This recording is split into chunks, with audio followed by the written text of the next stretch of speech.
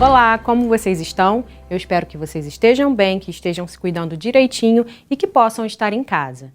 Eu sou a professora Mirela Botino, professora do 4º ano Carioca e também dos anos iniciais. E estou aqui hoje para a gente poder compartilhar mais informações sobre o conteúdo do nosso ano. Bem, sobre o assunto de hoje, iremos falar sobre as medidas do tempo.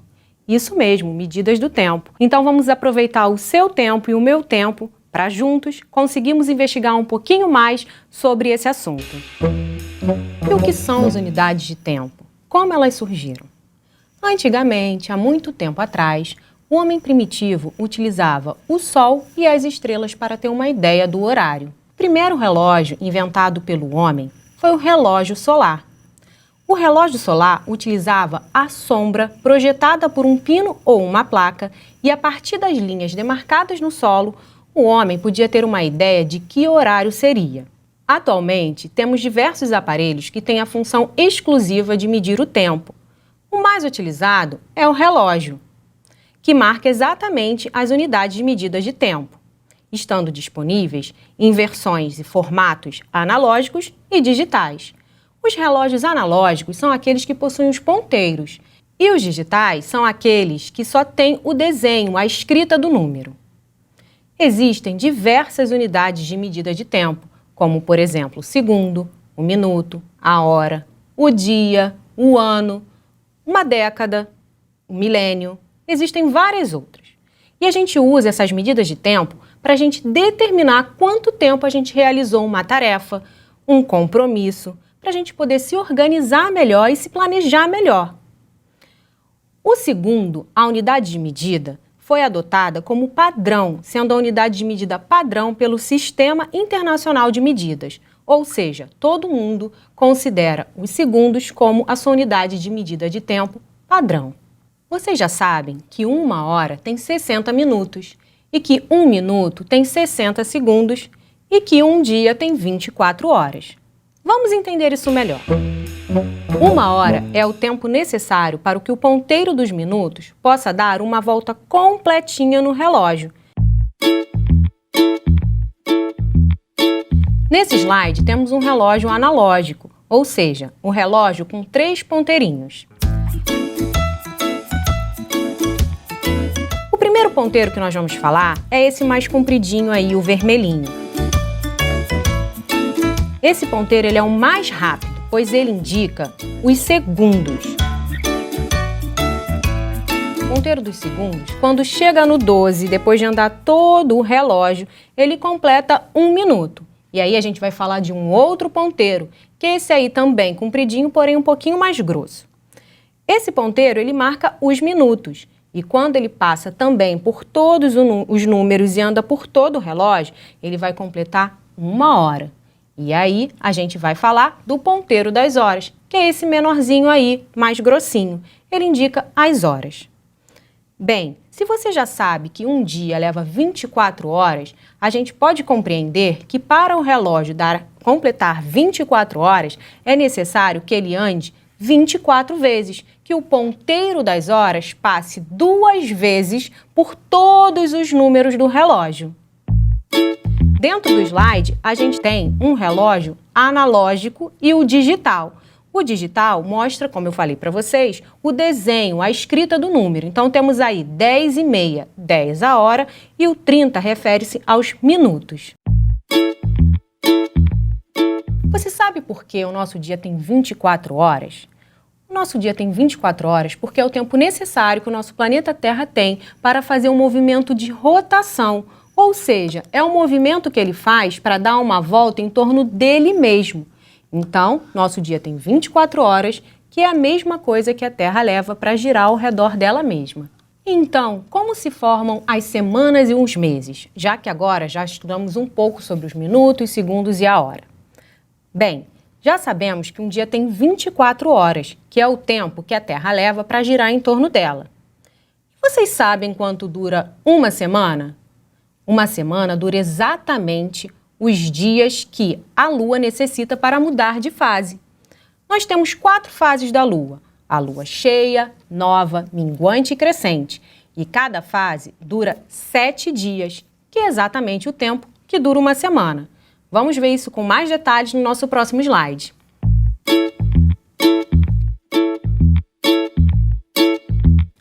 Nesse slide, a gente pode observar que nós temos um calendário do mês de outubro. As setinhas do lado vão nos indicando e explicando melhor o que cada coisinha faz. Outubro é o nome do mês. Abaixo de outubro, nós temos umas letrinhas que indicam os dias da semana.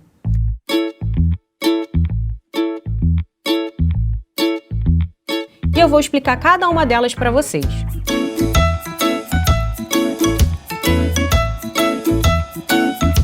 A letra D quer dizer que é domingo, a S segunda, T terça-feira, o Q quarta-feira, o segundo Q quinta-feira, depois S de sexta e o outro S de sábado.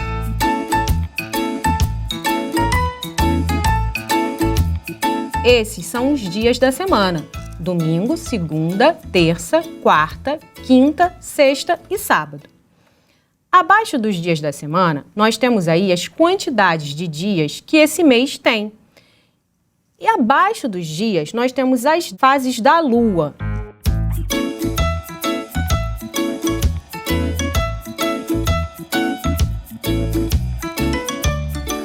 Essa indicação não é sempre que acontece dentro de um calendário, ela não é obrigatória.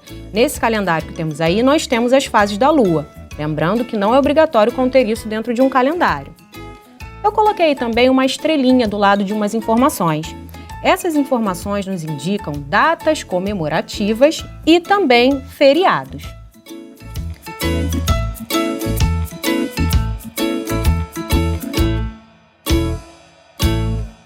Agora, por exemplo, pessoal, se eu precisar ligar para marcar uma consulta médica, a recepcionista que me atender vai dizer para mim, por exemplo, que a minha consulta poderá ser marcada no dia 6 de outubro, às 6 horas da tarde. E agora, como é que eu vou saber se eu posso ou não ir nessa consulta? Eu pego o meu calendário e preciso saber qual dia da semana cai o dia 6 de outubro. Eu vou olhar para o calendário e vou olhar lá numa coluna onde está o dia 6, como se fosse um jogo da velha. Temos as linhas em pé e deitadas. Quando eu encontrar o dia 6, eu vou ver que ele está na coluna, na fileira de T, terça-feira. Bem, terça-feira, 6 horas da tarde, eu já não estou mais no horário de trabalho, minha filha já não tem aula, sim, eu posso marcar essa consulta. Então, eu marco a minha consulta. E essa é a função do calendário. Ele serve para nos ajudar a nos organizarmos e planejarmos melhor a nossa vida. Bem, já observamos aí que o mês de outubro tem 31 dias. E que esse mês tem de 4 a 5 semanas. Isso é mais ou menos uma regrinha que acontece com todos os outros meses do nosso ano. Nós temos 12 meses em um ano e cada mês tem uma quantidade de dias. Alguns meses duram 31 dias, como janeiro, março, maio, julho, agosto, outubro e dezembro.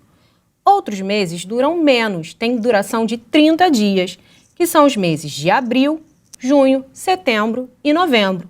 E nós temos um único mês que tem menos dias ainda, que é o mês de fevereiro, que pode ter 28 dias e, às vezes, 29, se o ano for bissexto, ou seja, necessitar de mais um dia para ele se completar. Bom, então vimos aqui que uma semana se forma com 7 dias e um mês se forma com aproximadamente 30 dias. E o ano, pessoal? Como é que a gente vai estudar os anos? Você sabia que a Terra precisa de 365 dias para dar uma volta em torno do Sol? Isso mesmo. Vamos imaginar que isso seja o Sol e esse é o planeta Terra. A Terra vai precisar fazer esse movimento que leva 365 dias. Enquanto isso, ela roda no seu próprio eixo e necessita, de um ano. Exatamente isso, pessoal. Um ano para completar essa volta. Um ano são 12 meses. Vamos ver um pouquinho mais sobre isso no nosso slide. Nesse slide, temos um calendário anual, o calendário de 2020. Isso quer dizer que ele tem todos os meses completinhos aí, diferente do outro slide que a gente só tinha do mês de outubro. Aí podemos observar os 12 meses presentes no nosso ano. São eles: janeiro, fevereiro, março, abril, maio, junho, julho, agosto, setembro, outubro, novembro e dezembro. E ao contarmos todos os dias do calendário, chegamos a um total de 365 dias e assim fechamos mais um ano. É importante sabermos que tanto a junção de meses como as dos anos foram criadas, elas surgiram para facilitar ainda mais a nossa organização e ordem do tempo. Vou mostrar para vocês nesse slide aí. Quinzena. Quando a gente fala em quinzena, a gente fala em 15 dias. Para não ter que ficar me explicando, 15 dias, a gente pode dizer a quinzena. Bimestre equivale a 2 meses. Trimestre, 3 meses. Quadrimestre, 4 meses. Semestre, 6 meses. Com ano é a mesma coisa. Biênio são 2 anos. Quinquênio, 5 anos. Década, 10 anos. Século, 100 anos. E milênio, 1000 anos. Agora ficou mais fácil de você entender quando a professora fala para você em avaliação bimestral e semestral, não é? E quando a mãe diz para vocês que faz séculos que você não ajuda em casa, hein? Agora vocês conseguem entender bem o que a gente está querendo dizer. Vocês sabem o que é ampulheta? É uma outra forma de medirmos o tempo. E é esse o desafio que eu quero lançar para vocês.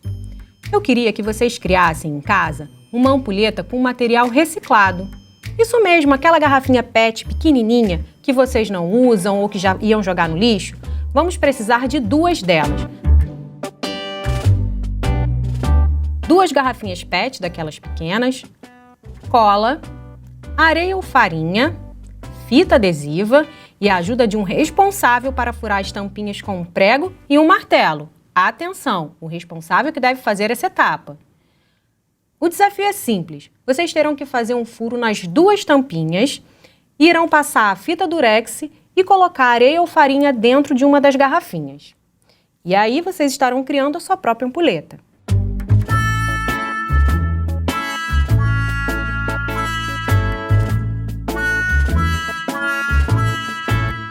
Lembre-se, quanto maior o furo, mais rápido a areia ou a farinha irão passar. E assim o tempo também passará mais rápido. A outra dica é que para saber o tempo exato que vocês querem que a ampulheta deva marcar, vocês deverão pegar um celular ou um relógio para marcar o tempo, igualar o tempo do seu relógio ao tempo da ampulheta. Essa vai ser a única vez que vocês vão precisar usar o relógio. Depois, o seu medidor de tempo vai ser a ampulheta. Bem, eu espero que vocês tenham gostado, que tenham curtido bastante o encontro de hoje e que possam ter aproveitado bastante esse tempo juntinho comigo. Até a próxima aula, fiquem bem, fiquem em casa.